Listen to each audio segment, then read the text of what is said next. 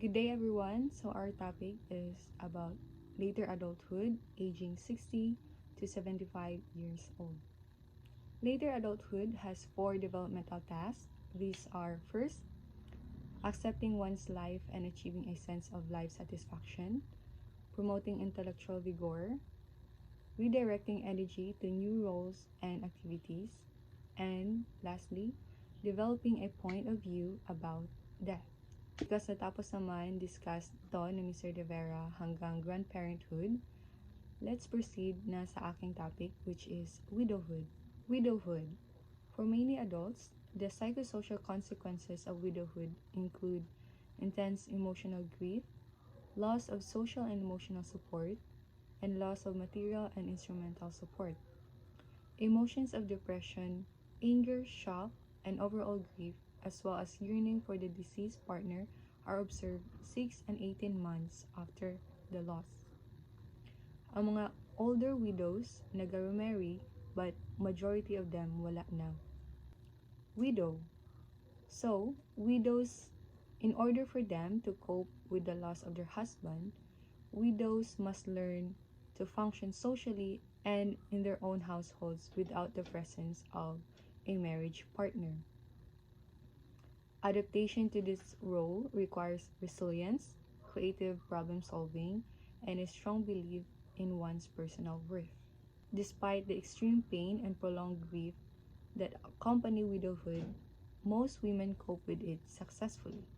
And widows are likely to find support from their siblings, children, and friends, especially their sisters, because they may become a key source of emotional support and direct instrumental assistance with home repairs and shopping. Widowers. Widowers suffer greater increase in depression following the loss of their spouses than do widows. So, compared sa mga widows, widowers suffer a lot more daw. And perhaps dahil daw yung mga lalaki in traditional heterosexual marriages heavily relies on their wives for both instrumental support of managing daily household tasks and emotional and social support of companionship and social activity. Their lives are more intensely disrupted when their wives die. So it is true no kasi mostly the wives are in charge or they're in charge for mga household chores, ganon, and most likely the emotional support of their husband, which results to immediate search for new marriage partner. Compared sa widows, who are majority na di nag-remarry, ang mga widowers kay nag-remarry sila. Pero, for both men and women, involvement in a new relationship is positively associated with psychological well-being and interpreted as a positive coping strategy. Ang pag-involve nila sa new na relationship, it means it is good for them. It is a positive coping strategy. Leisure. Even though becoming a widower result in a role loss, one coping mechanism is to be more involved in a new kinds of activities and interests. So magka-loss gid sila og role because isa naman sa ilang social role is being a wife or a husband. So, in order nga mag-cope up sila sa ilahang loss of their significant other, they tend to be more or they have to be more involved in new kinds of activities and interests. So, kani nga age no, naga-decrease man ang responsibilities of parenthood kay adult naman pod ang mga anak, so older adults have more time and resources to devote to leisure activities. Involvement in leisure activities is associated with higher levels of well-being and lower stress. A range of needs may be met through leisure pursuits, including companionship and social integration, experiencing something new and unusual, opportunities to enhance one's competence and mastery, finding solitude and relaxation, opportunities for creativity and self-expression, opportunities for intellectual stimulation, and opportunities for community service. Under sa leisures, we have the activities like gardening, volunteerism, and exercise. Gardening. There is growing awareness of the health and therapeutic value of gardening. Gardening provides regular physical activity, including stretching, coordination, and weight resistance. The sensory components of the garden, including smells, colors, and textures, can have a soothing, reassuring impact. So, gardening can help the older adult in finding solitude and relaxation, as what I have mentioned kanina. And also opportunities for creativity and self-expression because gardening requires talent and they can express themselves sa ilang style of landscaping, mga ganon, sa ilang pagplant. Volunteerism. Volunteering provides a meaningful structure to daily life, especially when other significant work and family roles are becoming less demanding. High rates of volunteering are associated with increase in life satisfaction and improved perceptions of physical health. This is because it can involve physical activities and it is quite fulfilling to help other people, the environment, and the community. Exercise. Physical exercise is becoming a focus of leisure activity for increasing numbers of older adults become the benefits are linked to a better health, positive self-esteem, and a new zest for life. Exercise is associated with increased muscle tone, strength, and endurance, which build confidence about one's movement, coordination, and stamina. Exercise also increases perceptions of self-control and self-efficacy in meeting one's own needs.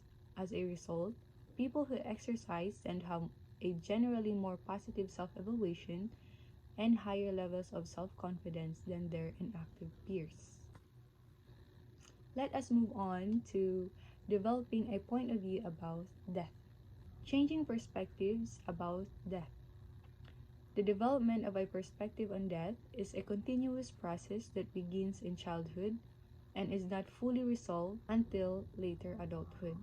The earliest concern with death, which occurs during toddlerhood, so mga toddler can't really understood the irreversible state of lifelessness. Ang isip nila kay pag mawala ang tao, the next day kay mabalik na po sila. By middle school age, children have a rather realistic concept of death. Pero di pa kaya nila ma-relate ang concept of death sa ilang self, nor sa ilahang family or sa ilang friends. Sa later adolescence naman, increasingly well-articulated na ilang formulation of conceptualization of death. During sa middle adulthood naman, the issue of death becomes increasingly concrete as parents and older relatives die.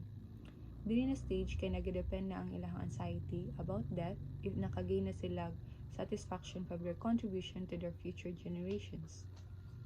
The achievement of a sense of generativity usually allows adults to accept that their impact will continue to be felt even after death.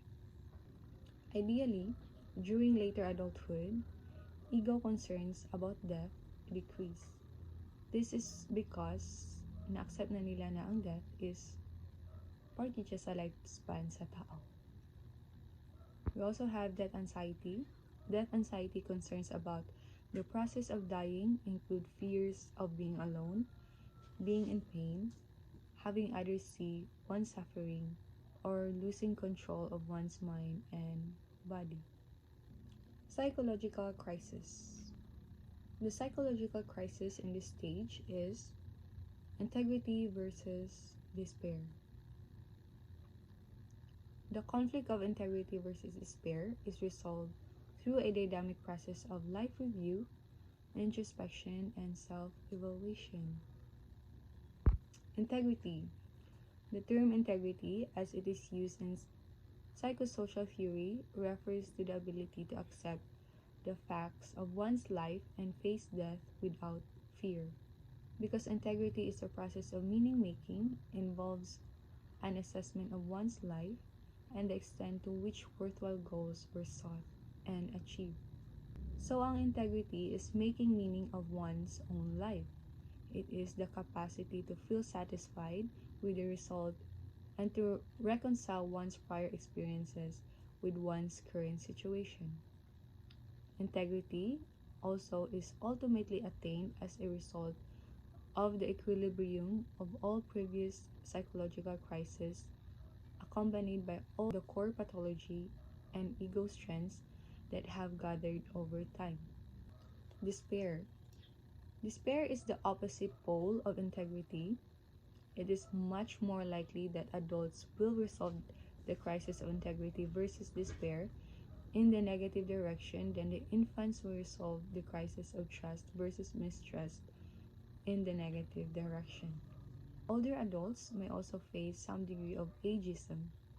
Ageism is the devaluation and even hostility from the social community. The negative attitudes expressed by family members, colleagues, and younger people toward the perceived lack of competence, dependence, or old-fashioned ways of older people may lead many of them to feel discouraged about their self-worth. Depression. Many of some factors that are associated with depression in younger age groups are also associated with depression in older age groups, which is poverty, poor physical health, lack of social involvement, and being single, divorced, or widowed. Older adults who have a clear sense of coherence about life, those who have viewed their situation as comprehensible, manageable, and meaningful, are more likely to be resilient in the face of chronic physical illness than those who view their lives as chaotic and out of their control.